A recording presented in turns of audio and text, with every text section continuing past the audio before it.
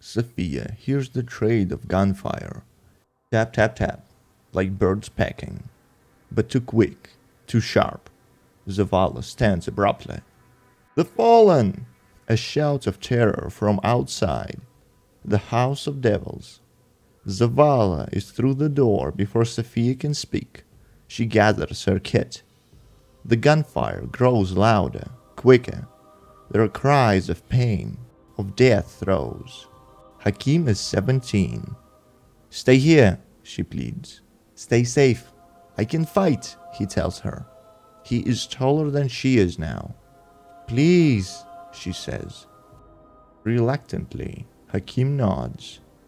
Sophia puts her arms around him, holds him for a moment, tries to quell her fear, and then follows her husband into the fight. Fallen clamber over the village's gates, disorganized and led by a captain too vicious and too eager to be where the fighting is thickest. The friends and neighbors, Vala trained, raise their weapons and hold their ground as they are swarmed. Sophia sees her husband leading the defense, shouting commands over gunfire and screams. A farmhand with a gun falls when a bullet pierces his thigh. Sophia is there to drag him from danger, tourniquet and dressings in hand. She keeps low, time and again reaching the wounded as the fallen are pushed back. She hears a voice, instantly familiar, now threaded with terror, piercing through the fray. Sophia turns and sees Hakim deflect a swipe of the arc spear from the fallen captain. The blow unsteadies him. Sophia screams his name. Hakim steps back, his eyes wide. The captain draws the spear and jams the weapon into her son's body. Zavala is suddenly there, knocks the creature down with 2 shots, finishes it with another. Sophia runs to Hakim and skids to her knees beside him. Sleek redness coats the back of her hands as she presses hard on the wound, edges singed by arc energy. Blood wells from Hakim's mouth as he tries to speak.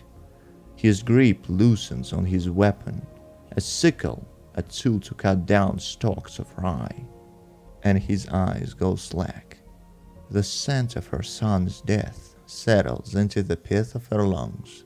She does not hear Zavala's footsteps. She does not hear anything. Her bloodied palm is at her son's cheek, wiping away the cold tears that had stayed behind on his unfocused eyes. Her breath falters. Slowly she draws her other hand from Hakim's wound and puts her arms around him. She feels her son's body against her chest, the weight in her arms. She remembers briefly when he had finally grown so heavy that she could no longer cradle him as she once had. Safi, she hears at last. She turns to look at Zavala. He stands as a silhouette against the rising sun, the new dents and cracks of his armor shimmering in the light. He comes toward her, his face horror. She wonders if he had died as well. She turns to look at Hakim again. There is no ghost for her son. Zavala kneels beside her. Shaking, he takes Hakim's body into his arms, and they bring him home.